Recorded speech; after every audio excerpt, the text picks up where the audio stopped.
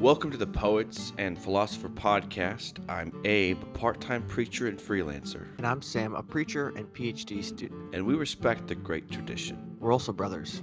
Each week we'll take a topic or author in the great tradition, explore the ideas for their own sake, and how Christians can benefit from them. If you're someone who loves philosophy, old books, ancient ideas, and God, you should subscribe. Today, we discuss the age-old quarrel between the philosophers and the poets. This is why our podcast is called Philosopher. Our Poets and Philosophers podcast is because we are concerned about this, but also this is a great way to thinking about the ancient writers themselves. So it's important for us to figure out what's the difference between the two. In Plato's Republic, in 607b, the particular reference, he references this ancient quarrel. The thing that was going on was many of the poets or the poetess had a leading they were more respected than the philosophers before Socrates came along. Homer was king in that era. But then after Socrates and even during Socrates, there was this tectonic shift that took place in which the philosophers became more permanent in the marketplace of ideas. So it's important for us to think through this idea of what is the difference between the philosopher and the poet. How do they look at the world, and why are they important for us to think through these things? So, Sam, go ahead and start us off here with what in the world is the difference between these two groups of people, the poets and philosophers? Yeah, I do. Yeah, think about them as two different personality types.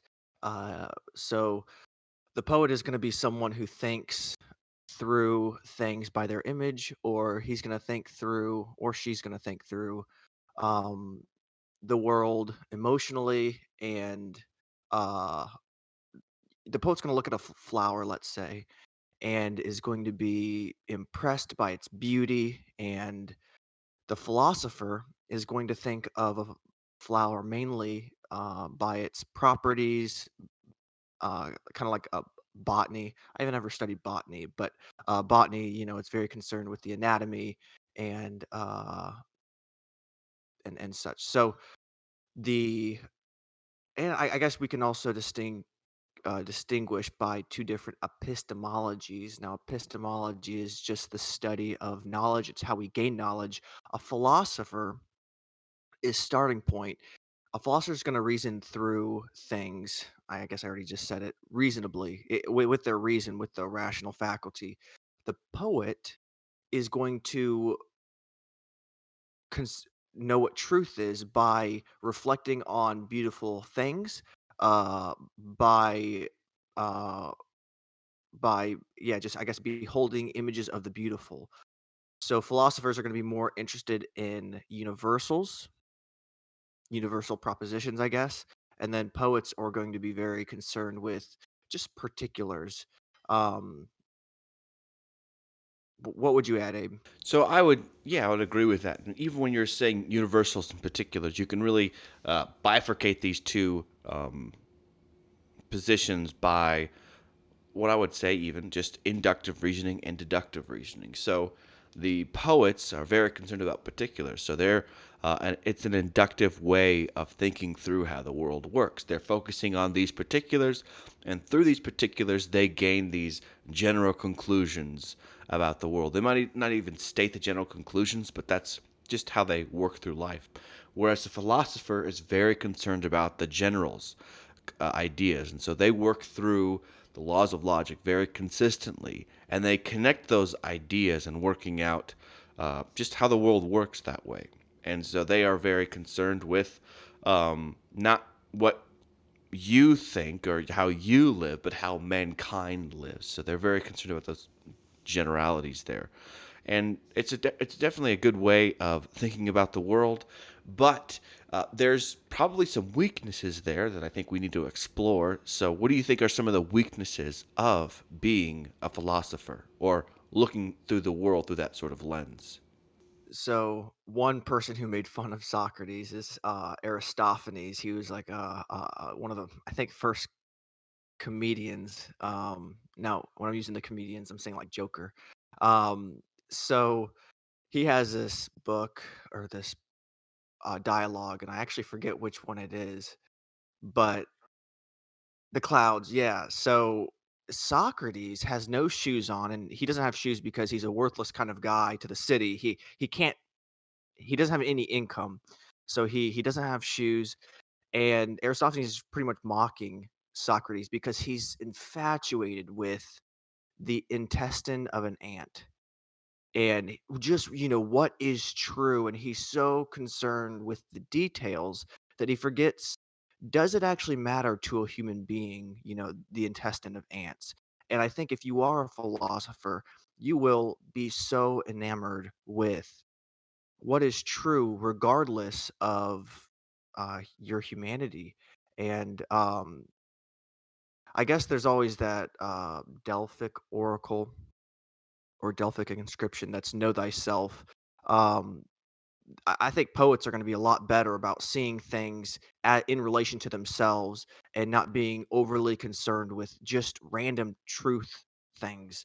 But philosophers are going to be just interested in everything, um, perhaps irrespective of its meaning or significance.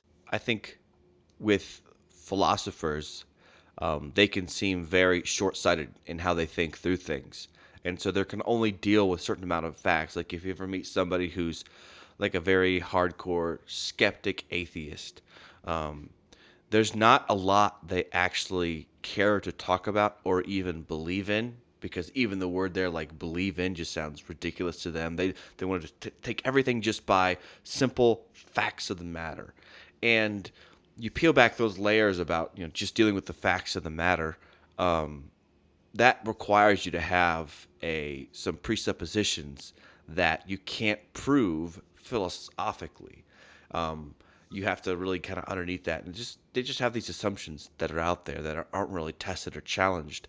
And so, but the way they think about the world is, well, I don't really have a position, or I don't think love is real because um, that's just something we can't test scientifically. There's no philosophic underpinnings for love, and it's like, how could you talk to somebody or even live with somebody who has no actual belief in something like love or courage or any sort of morality? It's really tough for them to have that sort of conversation there. That's how at least the modern uh, skeptical philosophers are, and it's just because, well, we can't prove that these things are real, therefore we can't move on from that. I think the ancient philosophers did very much believe in morality and argued very well for it, and worked out how that went. But I think what happens is that, yeah, you miss the beauty of the world, and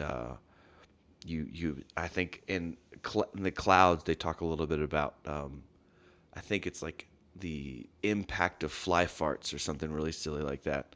And it's like, what does that have to do with the rest of the world? Even talking about love, I know in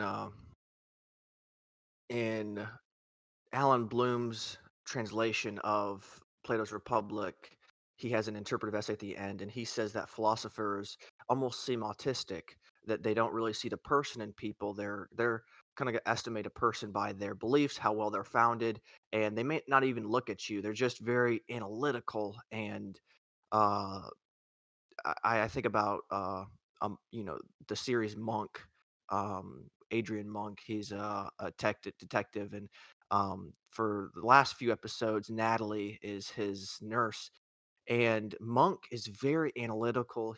And I forget what happened in this episode, but he was looking at maybe a family hugging together, and Natalie just looks and starts crying, like, "That's so beautiful. I'm so glad they're back together." And he didn't really understand it. And then at the end of the episode, he looks at like some waterfall or some scenic image, and it doesn't affect him. Um, and that I think that's a good picture of what the philosopher is, someone who perhaps is a little bit autistic, who's just very concerned with objectivity, no subjectivity, and the poet is very subjective. He wants to cry. He wants to find something to cry about.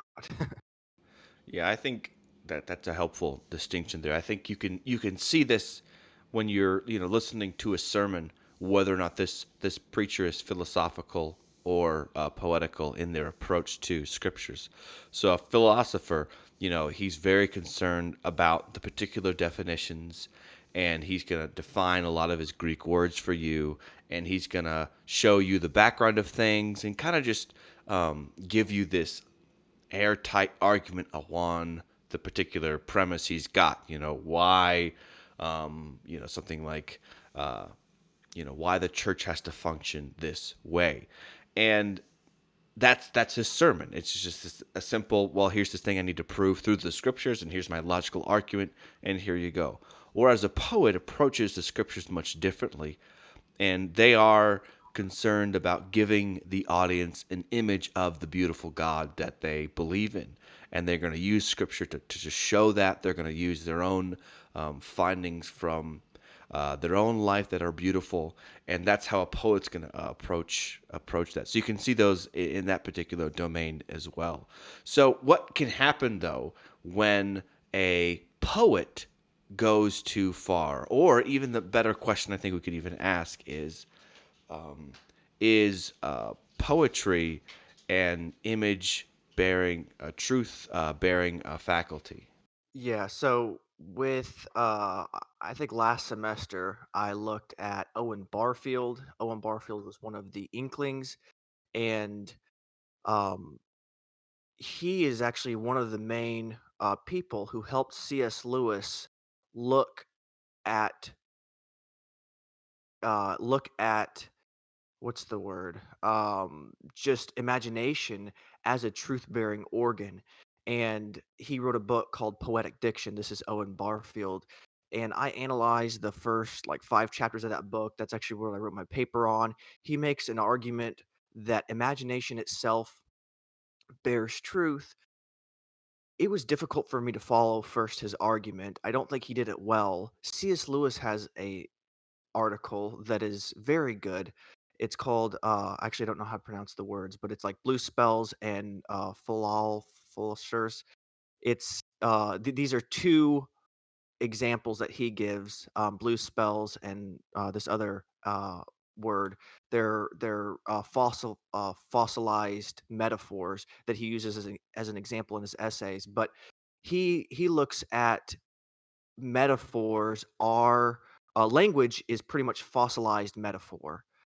Most words start with words that are used metaphorically. And anyways, I read the article. I don't know if I would ever say um, that our imagination bears truth. I do think that we as human beings are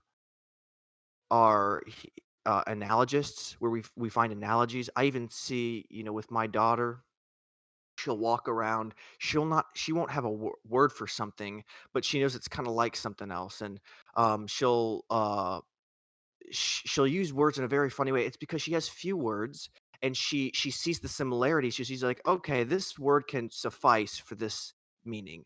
Um, and that's what we do. And a lot of we see patterns in nature and similes, and there's it's really cool. But does it bear truth? I'm not really sure.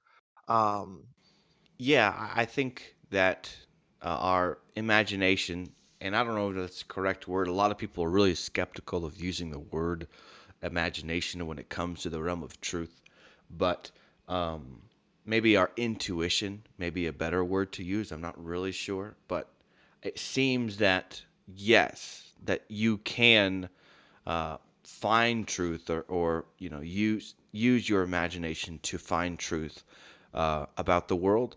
But the difficult part is proving that what you found is in fact true. And so that's where I think that it can get dangerous by you just simply using our imagination.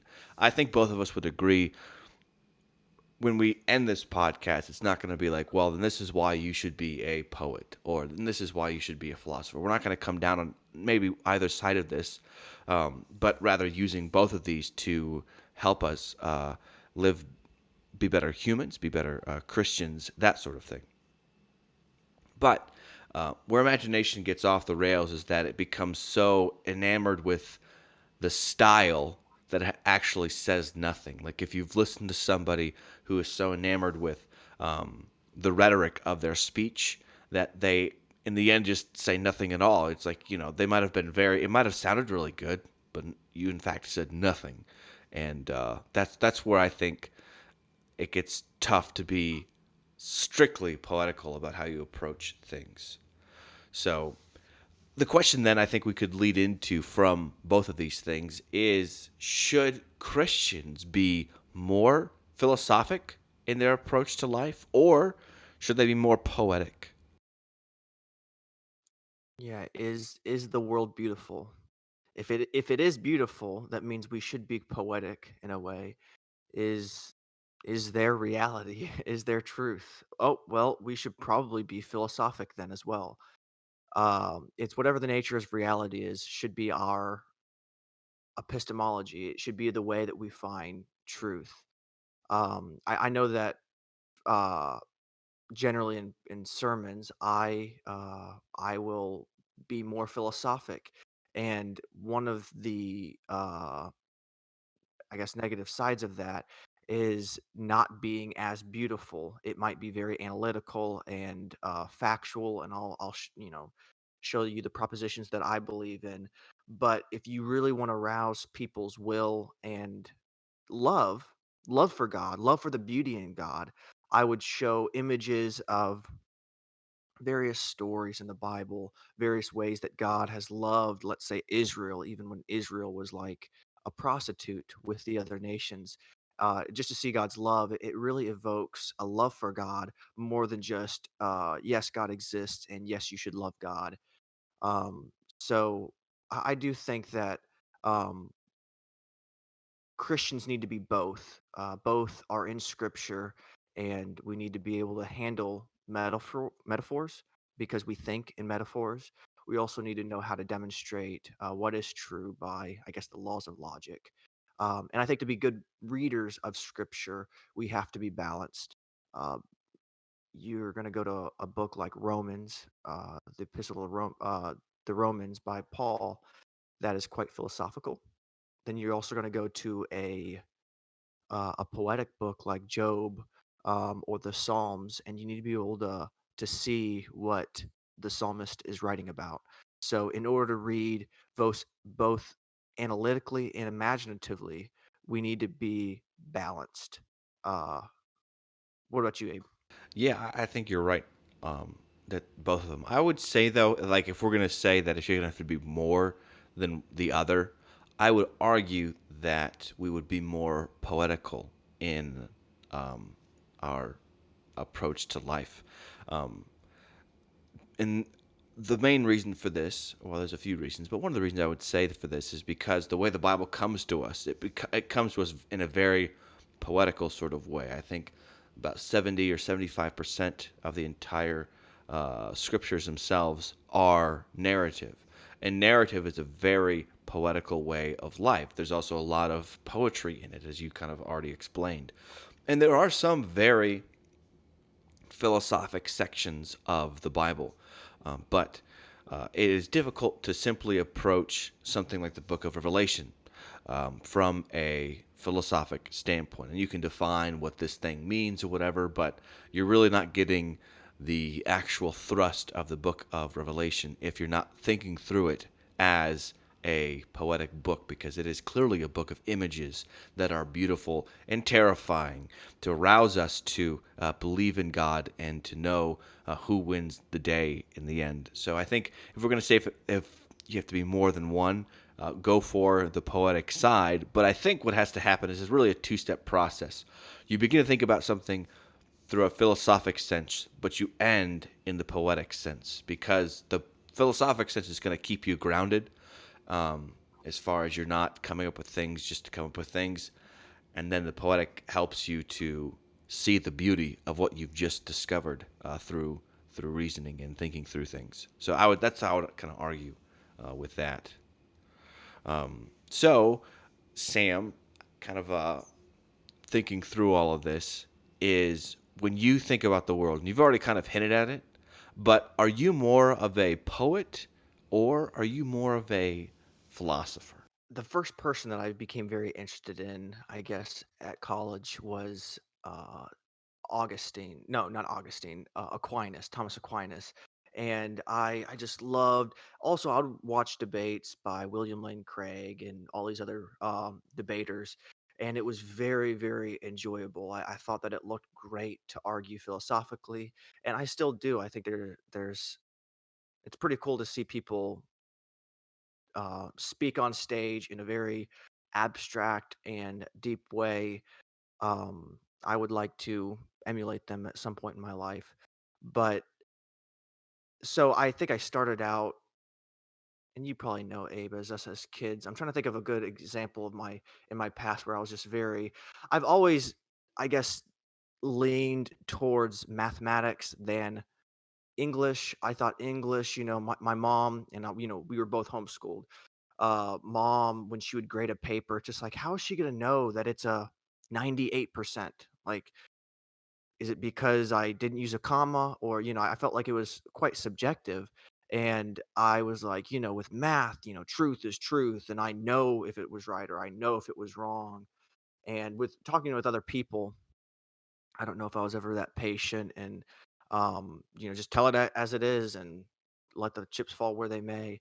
So I think that I definitely started being, or I started my life much more philosophical, and that's why today I'm drawn to people like Soren Kierkegaard or Dante, who are much more poetic because I want to balance out. I don't want to be purely philosophical, though I never want to claim to be that philosophic in its better sense, nor have I attained what it means to be, poetic. Um, I and tr- remember when we were kids, and you never liked to talk about fantasy movies or anything that was out of the ordinary, and you'd be like, "This is not real life. This would never happen." And it's like, what is the point of watching a movie if it's like real life, you know? Like, oh, hey, look, I'm gonna watch a movie about this guy, John. He's gonna go to the store and he's gonna buy some milk and he's gonna go home. It's like nobody wants to watch that. People want to watch things that are bigger than real life, that call them up to a higher level of being, or in the case of the Greek tragedies, this is how you don't do life. So that's that was always kind of funny about. I think an example of you, at least, of you being more philosophic when you were younger. yeah, and I think that I never read a novel other than like Sam the Minuteman, that little book. I have not read like a novel or fiction cover to cover until I was, past the age of 20. I just did not read, and I think that was one way that my imagination, I guess, suffered. I know mom tried to encourage me, and I was more so just like tinkering in the garage. But what about you, Abe? Are you more poetic or more philosophic? I would say that I am more poetic in my thinking through the world. I very much appreciate philosophy and reading the philosophers, but I didn't really understand how much I enjoyed it until I was reading Plato's Republic. And Plato's Republic is not I mean, it is a philosophic book, but it is a deeply poetical book or poetic book because it is written to us in a story format, that begins with Socrates at the Piraeus viewing a foreign festival, and he's walking through, and some of his friends or acquaintances stop him to talk to him, and they have a discussion, a dialogue about what is justice eventually, and uh, that is not a philosophic way of talking about things. Like if you want to see a more philosophic approach, read Aristotle.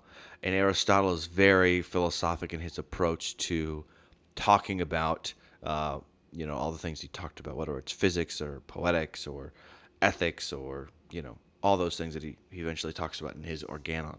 So that's what I would say. I appreciate the philosopher, but I think at heart I am more poetical because when I was a kid, I read a bunch of novels.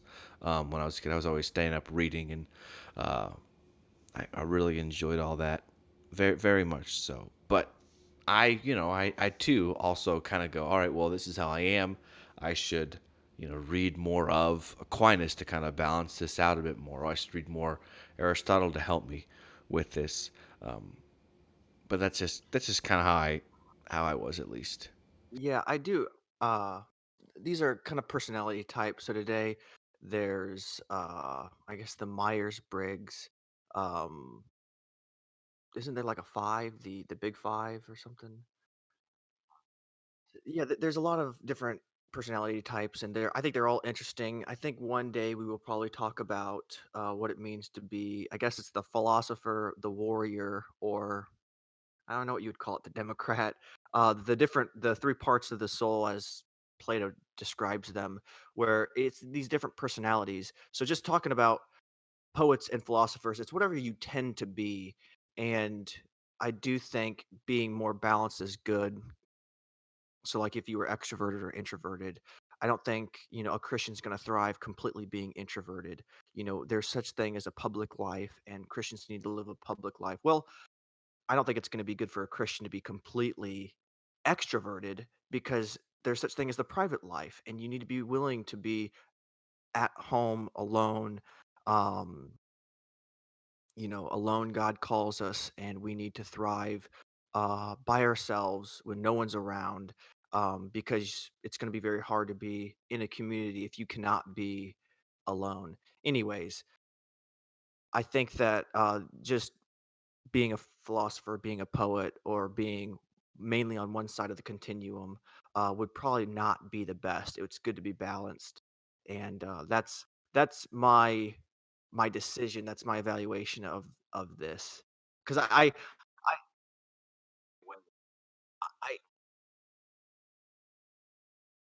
Yeah, one thing I don't wanna do is and I don't know why, this is probably, I guess, maybe my philosophic side, but I don't like to say, "Ah, to each his own, and if you fall on this side, and then, just love that side and don't care about the other side," or, I wanna at least say, "Hey, this is where you should be."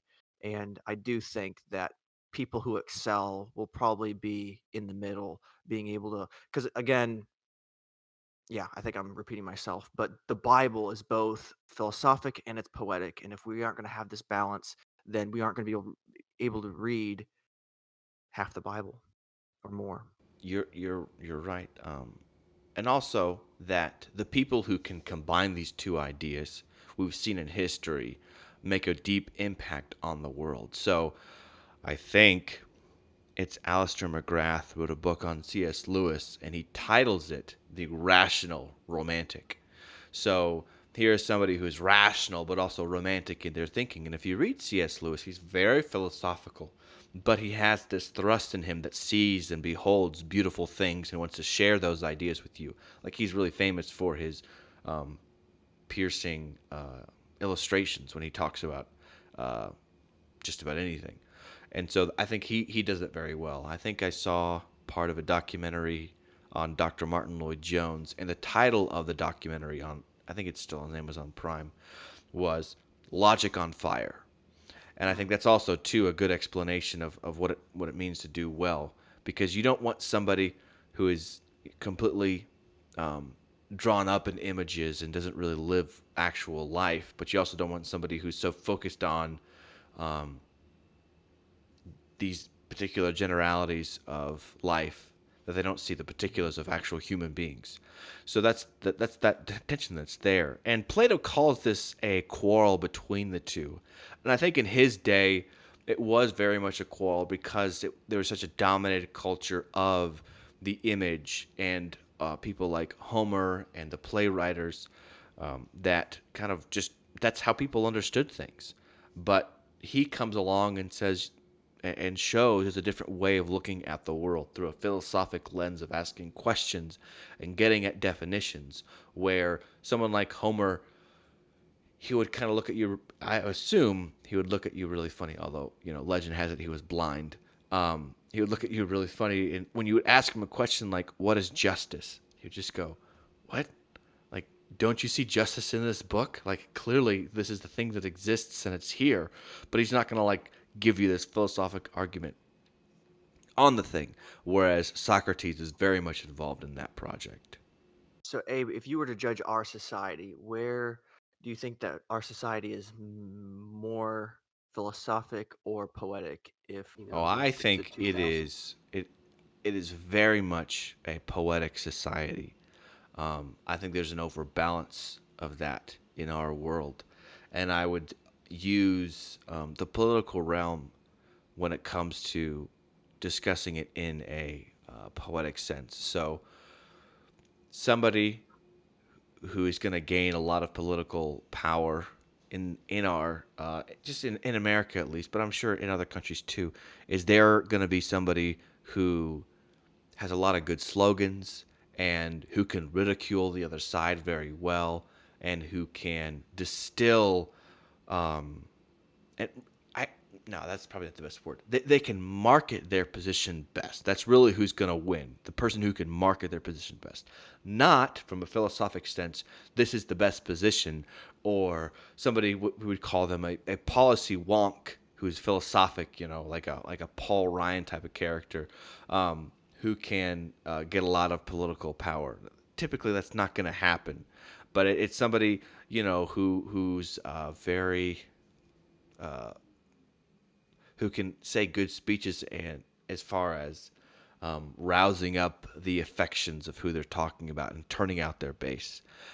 I would say that, and I would say even when it comes to stories that are told today in media, whether it's TV or movies, those they are so many times they're so enamored with just asking questions, but they don't give you any answers, or they are so involved with the style that there's really not a whole lot of substance to what this movie is trying to say. So I would say, at least in those two realms, we are very poetic in our understanding. Yeah, I would even say I think TV itself is a poetic medium. It's images. I just read the book Amusing Ourselves to Death" by Neil Postman, and that's one of his big things is with TV and images. It's shifting. He calls it epistemology. It's shifting our sense of where knowledge comes from. It's images. Presidents used to be, on the heavier side. That can't be anymore because you have to be, slender. You have to be attractive. So I think anything on TV is going to be quite poetic. I'm just thinking about Athens back in the day. You said that Socrates lived in a time that was more poetic because of Homer's emphasis or Homer's influence, and Socrates is the person who kind of changed it towards more philosophic, to where I think philosophy has dominated um, quite a bit. I think about the Enlightenment, and because of the Enlightenment, it was so philosophic, people are rebelling against that, and that's why today there's so much postmodernism, if I said that right, where you well, okay, so you had modernity, and modernity was very philosophic, analytical, and now you have post-modernity, which is trying to say there is no truth, and very, very, there's a lot of movies out, or there at least used to be a lot of movies out on the paranormal, or the spiritual realm, and there's a lot of people today interested in uh, you know, spirituality without religion, because there is no truth, but just spirituality. And I do think that if Christians are going to thrive today, they have to be able to communicate on a more poetic way to help people find meaning and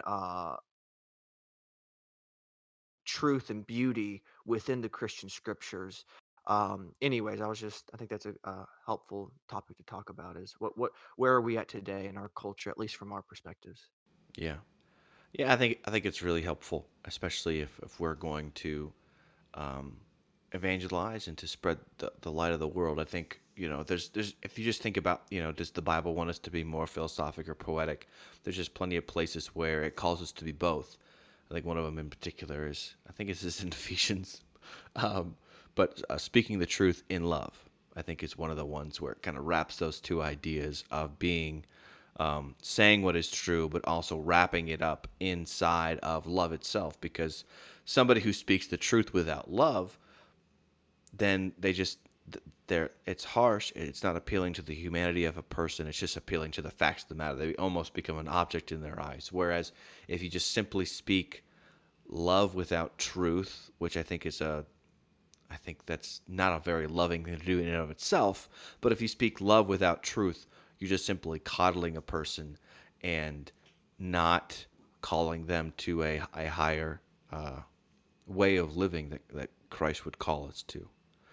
So I think this has been a very helpful discussion about this two distinct ways of looking at the world and how we can think about the world in our way as far as is it more philosophic, is it more poetic? And so I really appreciate you listening to this podcast. Please subscribe, and we are on iTunes. And as most podcasts will tell you, give us a 5-star rating, and that will help us to reach more people because we want to reach more people with these ideas. We want to talk more about them and even have on guests to talk about these ideas because that's always helpful to talk with experts and such. So we really appreciate you, and we will talk to you guys in the next podcast.